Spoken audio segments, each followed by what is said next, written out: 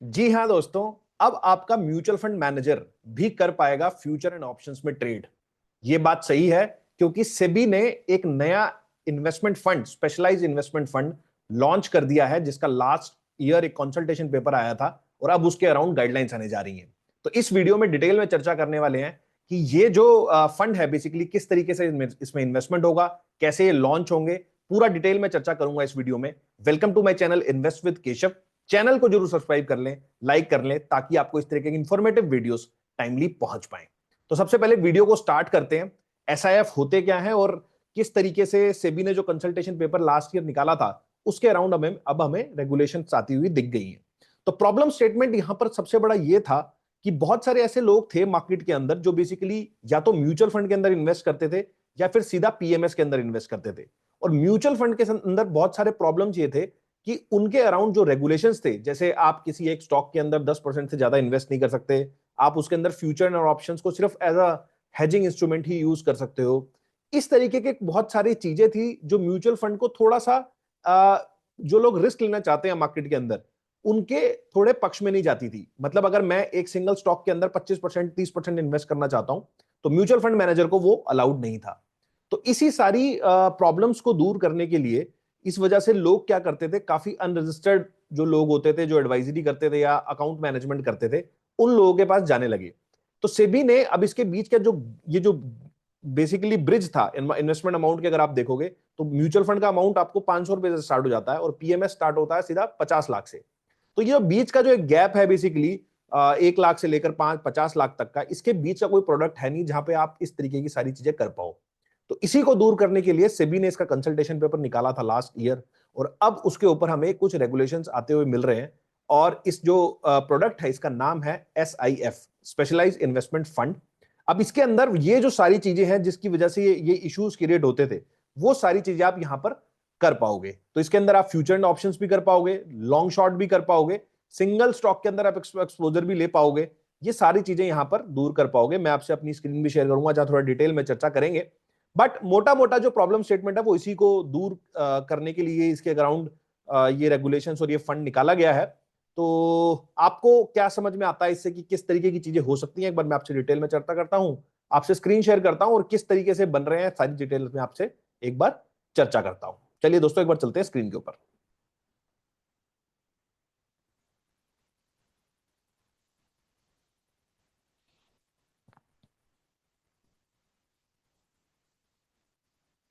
तो I hope आपको मेरा जो स्क्रीन है वो विजिबल होगा।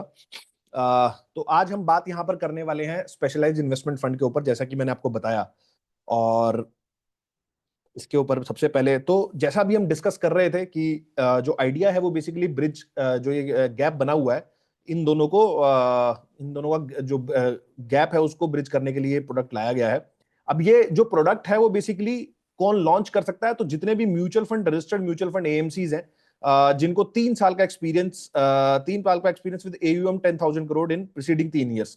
तो जो पिछले 3 साल के अंदर 10,000 करोड़ का एयूएम है उन जिन म्यूचुअल फंड एएमसीज के पास, वो सारी एएमसी इस प्रोडक्ट को लॉन्च कर सकते हैं। या फिर वो ऐसी एएमसी किसी सीआईओ को अपॉइंट कर सकते हैं जिनका 10,000 करोड़ का एयूएम नहीं है, लेकिन वो किसी सीआईओ को अपॉइंट करती हैं जिसके बाद 10 साल का एक्सपीरियंस हो, 5,000 करोड़ रुपए एटलीस्ट मैनेज करने का, और एक एडिशनल फंड मैनेजर, एक और उनको 2 फंड मैनेजर बेसिकली उनको यहां पर अपॉइंट करने पड़ेंगे जिनका 3 साल का एक्सपीरियंस हो कुछ 5,000 करोड़ मैनेज करने का। तो दो दो फंड मैनेजर, एक का 10 साल और एक का 3 साल, ऐसे 2 फंड मैनेजर अपॉइंट करके भी आप बेसिकली, जिसमें से एक सीईओ हो जाएगा, एक फंड मैनेजर हो जाएगा।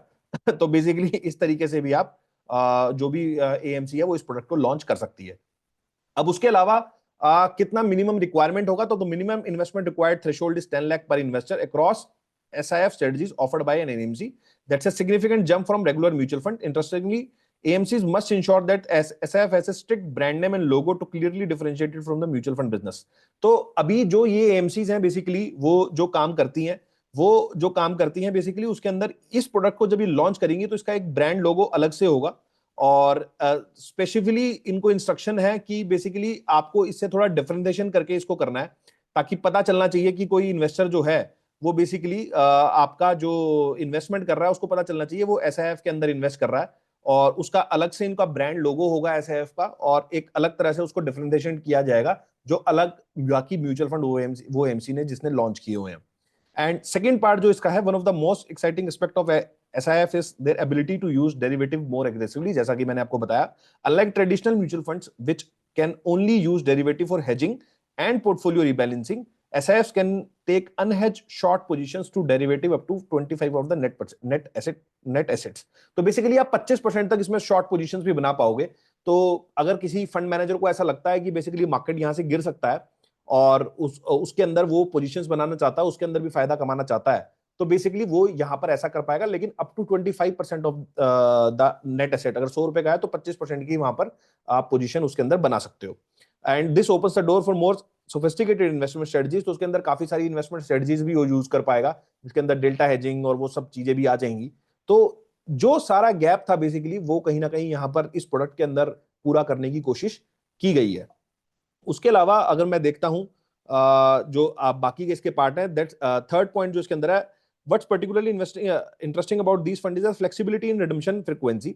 While mutual fund typically offers daily redemptions, SIF can tailor the redemption frequency based on the nature of investment, daily, weekly, or any other interval. They can even implement notice period for redemption up to 15 working days.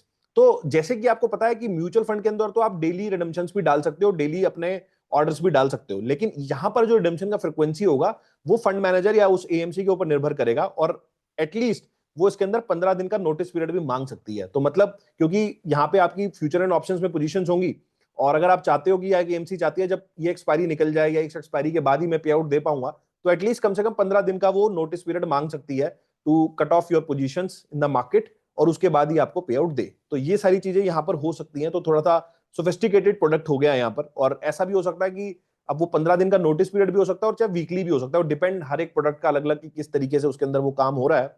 तो वो चीज भी यहां पर समझने वाली होगी। उसके अलावा on the equity side, SIFs are permitted to own up to 15% of the paid up capital carrying voting rights of the company compare to just 10% for the future. तो जैसा कि मैं आपको बता रहा था कि 10% था, तो इसके अंदर इसको 15% कर दिया गया है। आप 15% एक सिंगल कंपनी के अंदर डाल पाओगे। तो they can invest up to 15% of their NAV in equity and equity related instrument of any single company. These relaxed limits give fund managers more room to make concentrated bets while still managing some guardrails। तो basically जैसे हम बात कर रहे थे कि mutual fund के अंदर आप 10% तक कर सकते थे, तो इसके अंदर आप 15% तक कर पाओगे किसी सिंगल कंपनी के अंदर, जो कि एक अच्छा पॉइंट है। जो बेसिकली पीएमएस वाले लोग थे वो कॉन्सेंट्रेटेड बेट्स लेना चाहते हैं, और जो थोड़ा सा कॉन्सेंट्रेटेड पोर्टफोलियो बनाते हैं, तो उनके लिए बेसिकली ये एक अच्छा मीडियम हो सकता है।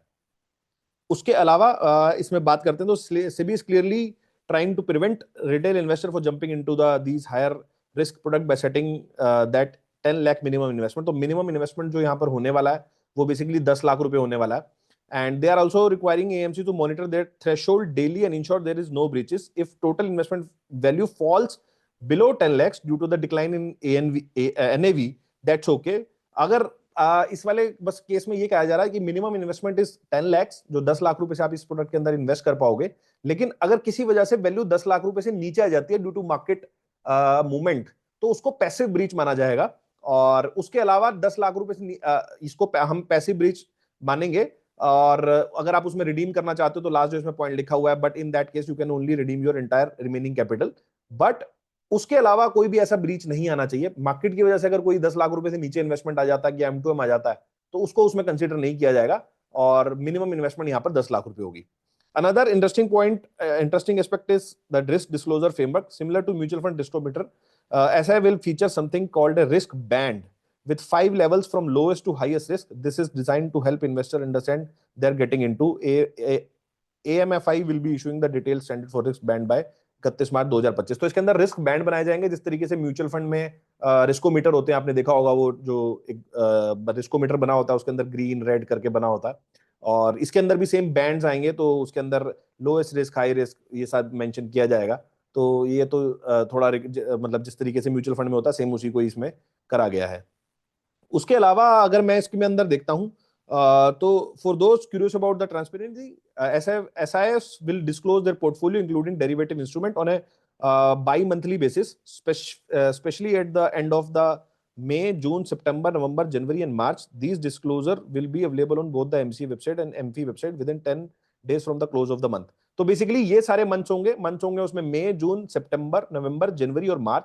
इन सारे मंथ्स के 10 दिन के बाद, मतलब अगर मई खत्म हुआ है तो मई के 10 दिन के बाद जुलाई 10 तक उसको अपनी सारी positions including the derivative positions उसको वेबसाइट पे वहां पर पब्लिश करनी पड़ेंगी। जिस तरीके से म्यूचुअल फंड का पोर्टफोलियो होता है बेसिकली उसी तरीके से आपको इसमें भी करना पड़ेगा।